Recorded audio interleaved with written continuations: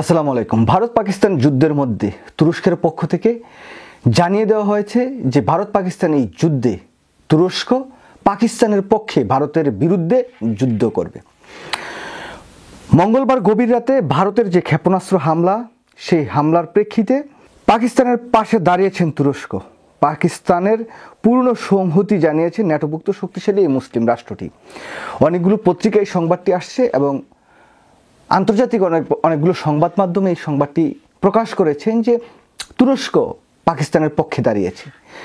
দেখুন, ভারত পাকিস্তানের এই যে যুদ্ধ, এই যুদ্ধে বিশ্ব মানচিত্রে আসলে কী যে হতে যাচ্ছে সেটা বলা মুশকিল। তবে পারমাণবিক শক্তিধর যে রাষ্ট্র দুটি যুদ্ধে লিপ্ত হয়েছেন তার সাথে কিন্তু অনেকগুলো রাষ্ট্র একত্রিত হয়ে যেতে পারেন। ভারতের বিপক্ষে অনেক আগে থেকেই মোটামুটি স্নায়ু যুদ্ধ চালাচ্ছেন চায়না।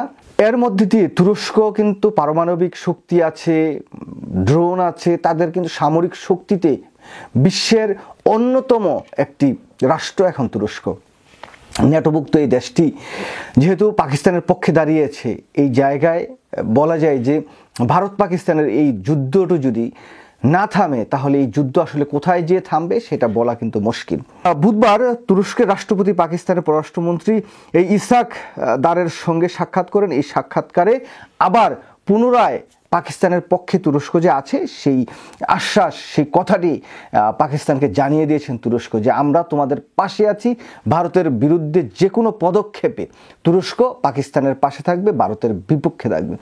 দেখুন, এই ভারত পাকিস্তান যুদ্ধে ইতিমধ্যে আপাতত দৃষ্টিতে আমরা যেটা দেখছি, দুই একটি রাষ্ট্র ছাড়া পাকিস্তানের পক্ষেই কিন্তু মেজরিটির রাষ্ট্রগুলো দাঁড়াচ্ছে এবং পাকিস্তানের যেই অবস্থান সেটা ধীরে ধীরে আরও শক্তিশালী হচ্ছে। আর ভারত কিন্তু বন্ধুহীন রাষ্ট্র হিসেবে পরিগণিত। মার্কিন যুক্তরাষ্ট্রের প্রেসিডেন্ট ভারতের যে হামলা এটাকে নিন্দা জানিয়েছে, এটা আগের ভিডিওতে বলেছি।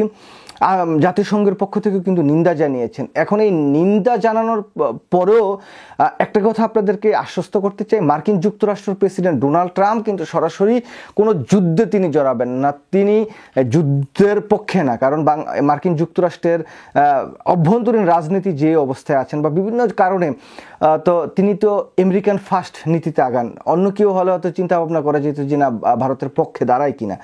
তো সেই জায়গা থেকে এখন একেবারে ক্লিয়ার বোঝা যাচ্ছে যে ভারত যতটা সুবিধায় থাকার কথা সেই সুবিধায় কিন্তু নাই, বরঞ্চ পাকিস্তান অনেক ক্ষেত্রেই এখন সুবিধাজনক অবস্থানে আছে।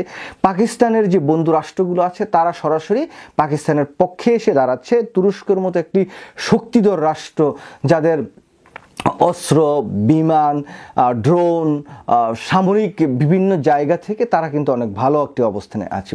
তো এই জায়গায় আরেকটি নিউজ আপনাদের কাছে দিতে চাই। ইসরায়েলের পক্ষ থেকে কিন্তু বলা হচ্ছে যে ইসরায়েল ভারতের পক্ষে থাকবে। এখন ইসরায়েল কিন্তু তাদের নিজ দেশে, তাদের পার্শ্ববর্তী রাষ্ট্রে কিন্তু তারা যুদ্ধ চালাচ্ছে, তারা নানা সমস্যায় জর্জরিত, তারা নিজেরাই এখন অবস্থা খারাপ। এখন ইসরায়েল চাইলেও ভারতের পক্ষে পাকিস্তানের বিপক্ষে যুদ্ধ করতে পারবে না। তো সেই জায়গা থেকে যদি তুরস্ক যেহেতু পাকিস্তানের পক্ষে দাঁড়িয়েছে, এটা পাকিস্তানের জন্য অনেকটা ইতিবাচক। এই পর্যন্ত আমরা সরাসরি এই দুটি দেশকে কিন্তু দুটি দেশের পক্ষে দাঁড়াতে দেখলেও পাকিস্তান সুবিধাজনক অবস্থানে আছে, ভারত কিন্তু একটু বিপাকে আছে। আর অন্যদিকে আরেকটি নিউজ আপনাদেরকে বলি, চায়না কিন্তু এই পর্যন্ত এই যুদ্ধকে নিয়ে তারা বলছেন যে তারা উদ্বেগ জানিয়েছেন। তারা পাকিস্তানের পক্ষে বা ভারতের বিপক্ষে এরকম কোনো কথা না বললেও তারা নিজেরা পাকিস্তানকে যে সমর্থন করবেন এটা কিন্তু নির্দ্বিধায় বলা যায়। এর সাথে সাথে পাকিস্তান কিন্তু ব্যাপকভাবে প্রস্তুতি নিচ্ছে ভারতের বিভিন্ন যে স্থাপনাগুলো আছে সেগুলোতে হামলা চালাতে। এখন এই যে মিসাইল ছোড়াছুড়ি, যুদ্ধবিমান ধ্বংস, এর সাথে যদি পারমাণবিক কোনো বোমা ব্যবহৃত হয়ে যায় তাহলে কিন্তু বিপদ কিন্তু একেবারেই ব্যাপকভাবে হয়ে যাবে। তো সেই জায়গা থেকে আন্তর্জাতিক যারা প্লেয়ার আছেন তারা চেষ্টা করছেন এই যুদ্ধটা থামানোর জন্য। যদি যুদ্ধটা না থামে তাহলে এই যুদ্ধটা পৃথিবীর মানচিত্র চিত্রে কিন্তু অনেক পরিবর্তন নিয়ে আসতে পারে। তো যাই হোক, আমরা দেখছি যে বিভিন্ন দেশের পক্ষে বিভিন্ন দেশ চালাচ্ছে। তো তুরস্কর এই যে বক্তব্য, যেটা পাকিস্তানের পক্ষে ভারতের বিপক্ষে তারা যুদ্ধ করবে, এটা কিন্তু অনেক বড় একটি বিষয় পাকিস্তানের জন্য। সবাই ভালো থাকবেন, আল্লাহ হাফেজ, আসসালামু আলাইকুম।